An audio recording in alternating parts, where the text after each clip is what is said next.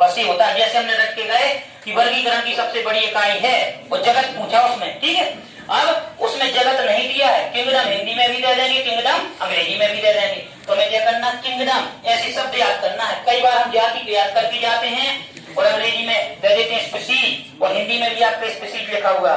जैसे आप कई बार जीके में पढ़ते हो ना, ओजोन परत कौन से मंडल में पाई जाती है, कौन से मंडल से संबंधित है, तो रख के जाते हैं समताप मंडल और उसमें दे देते हैं ट्रोपोस्फियर, स्ट्रेटोस्फियर, मेसोस्फियर, आयनोस्फियर। तो हम देखते हैं स्ट्रेटोस्फियर है, उसी को क्या बोल देते हैं, समताप मंडल। तो कई बार आपका परीक्षा में ऐसा क्वेश्चन आता है। तो कभी कभी हम देखते हैं कुछ क्वेश्चन ऐसे होते हैं कि उनको इंग्लिश में, खासतौर से कुछ जीके से भी ऐसे, अब जैसे प्लेनेट के बारे में पढ़ते हैं, यूनिवर्स के बारे में, ब्रह्मांड के बारे में, कई बार हम रख के जाते हैं पृथ्वी से या सूर्य से दूरी के क्रम में ग्रहों का विस्तार। अब ग्रह को अंग्रेजी में क्या कहते हैं, प्लेनेट। अब रख के गए वीनस, शुक्र, और वहां पूछ दिया वीनस, तो हम देखते हैं वीनस हिंदी में भी दे देंगे। तो कुछ के हमें अंग्रेजी शब्द देख लेना पड़ते हैं, कुछ ऐसे शब्द होते हैं, है ना।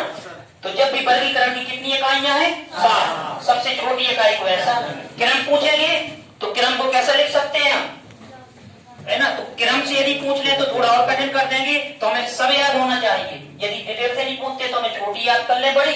अब क्रम पूछ लिया तो हम देखते हैं ऐसा आ जाएगा, जाति, है ना। फिर हम देखते हैं एरो लगा के दे देंगे इसका क्रम, तो वंश, है ना। इस प्रकार से तो बाद में जगत आएगा और बीच बीच में छोड़ देंगे। तो हमें देखना है एक क्रम भी याद होना चाहिए, जाति, वंश, कुल, गण, वर्ग, संघ और जगत बन जाएगा ना।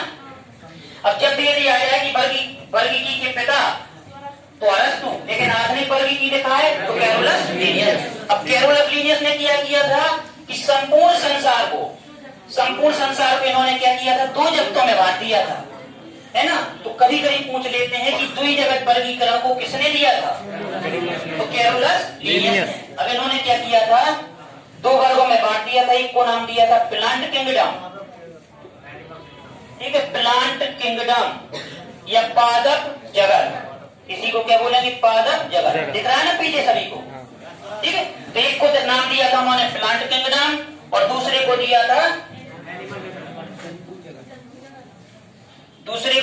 नाम दिया था एनिमल किंगडम, ठीक है, पादप जगत। और इसको नाम दिया था जंतु जगत, ठीक है। क्वेश्चन क्या है, द्वि जगत वर्गीकरण को किसने दिया था, तो कैरोलस लीनियस ने। और कौन से 2 जगत में डिवाइड कर दिया था, पादप जगत और जंतु जगत, ठीक है। देने वाले कौन थे, कैरोलस लीनियस। अब हम देखते हैं उन्होंने कौन सी पुस्तक में द्वि जगत वर्गीकरण को दिया, तो सिस्टेमा नेचुरी। पुस्तक का नाम क्या था, सिस्टेमा नेचुरी,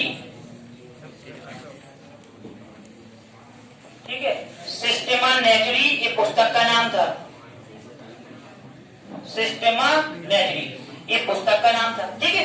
ये तो सरल क्वेश्चन हो गया कि पादप जगत और जंतु जगत। अब देखिए पादप जगत के अंतर्गत किसका अध्ययन करते हैं, तो हम देखते हैं पादप में और जंतुओं को, इनमें डिफरेंट किन लक्षणों के आधार पर इनको अलग किया था। तो पादप में हम देखते हैं, पादप में हमने पढ़ा हुआ है कि जिनमें सेल वाल पाई जाती है, तो इनकी क्या पहचान थी, जिनमें कोशिका भित्ति पाई जाती है। तो जिनमें कोशिका भित्ति पाई जाती है उनको एक ही वर्ग में रख दिया और नाम दिया पादप जगत। इनमें हम देखते हैं इसकी बात करते हैं, पादप जगत की बात करते हैं।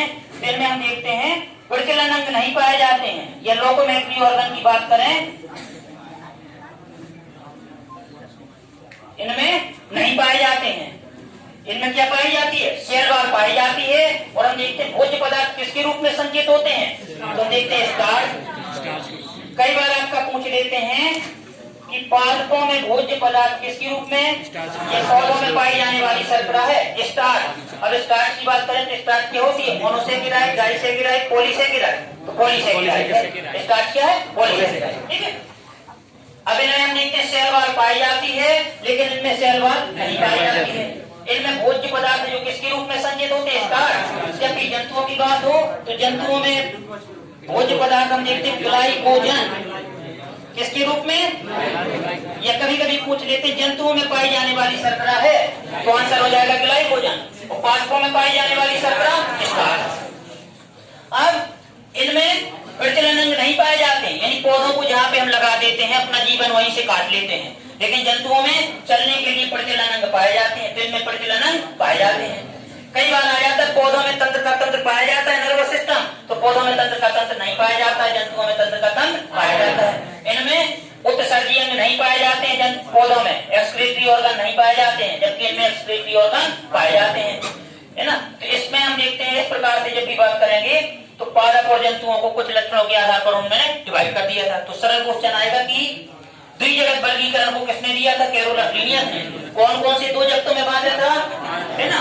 क्वेश्चन आपका इसी प्रकार से पूछ लेते हैं कि जंतुओं में पाई जाने वाली शर्करा ग्लाइकोजन, पौधों में पाई जाने वाली शर्करा स्टार्च। अब जैसे हमने दे दिया कोशिका भित्ति, ठीक है, ऐसे ऑप्शन दे देंगे वो, ठीक है। दूसरा दे देंगे ग्लाइकोजन, ठीक है। तीसरा दे दिया प्रजनन अंग, ठीक है, प्रजनन अंगों का पाया जाना, और चौथा दे दिया उत्सर्जी अंगों का पाया जाना।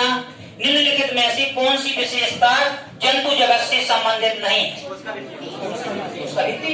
ये दूसरा क्वेश्चन इसी का क्या बनेगा? निम्नलिखित में से कौन सी विशेषता जंतु जगत से असंबंधित है? उसका भी आंसर कोशिका भित्ति। तो ऐसे उसको दे देते हैं, तो हमें देखना कि कोशिका भित्ति किसमें पाई जाती है? केवल और केवल पादप कोशिकाओं में, है ना। तो इस प्रकार से इसका आंसर हो जाएगा। तो आ गया। जब भी बात करेंगे कि वर्गीकरण की, तो वर्गीकरण की कितनी इकाइयां हमने पढ़ी? 7। सबसे छोटी इकाई जाति, सबसे बड़ी इकाई उसी को चितम कह देंगे और सबसे बड़ी कह देंगे। आधारी इकाई जाति, है ना। अब इसके बाद क्या हुआ था? अभी थोड़ा कठिन है जो हम पढ़ने जा रहे हैं, तो उसके बारे में 2 शब्दों पर प्रकाश डालना है। कुछ लोग पढ़ चुके हैं, कुछ ने नहीं पढ़ा है ना। हमें 2 शब्दों का अर्थ पता होना चाहिए। एक तो आएगा एक कोशिकीय, है ना, और बहुकोशिकीय। एक शब्द याद है आपको, एक कोशिकीय, बहुकोशिकीय। तो हमने पढ़ा था एक कोशिकीय क्या कहलाते हैं? ऐसे जंतु जिनके शरीर में केवल एक कोशिका पाई जाती है। ये तो रचने के हिसाब से हो गया। लेकिन ऐसे जंतु जिन्हें हम देखते हैं, देखने के लिए माइक्रोस्कोप या आवर्धक लेंस की सहायता पड़ती है, वो सभी क्या होते हैं? एक कोशिकीय, यानी जिन्हें हम नग्न आंखों से नहीं देख सकते हैं। ऐसे जंतु जिन्हें देखने के लिए हमें माइक्रोस्कोप या आवर्धक लेंस की आवश्यकता नहीं होती है, वो सभी क्या कहलाते हैं? बहुकोशिकीय, मल्टी सेलुलर एनिमल। अब एक शब्द आता है प्रोकैरियोट्स, है ना, प्रोकैरियोट्स, और एक आता है यूकैरियोट्स, ठीक है।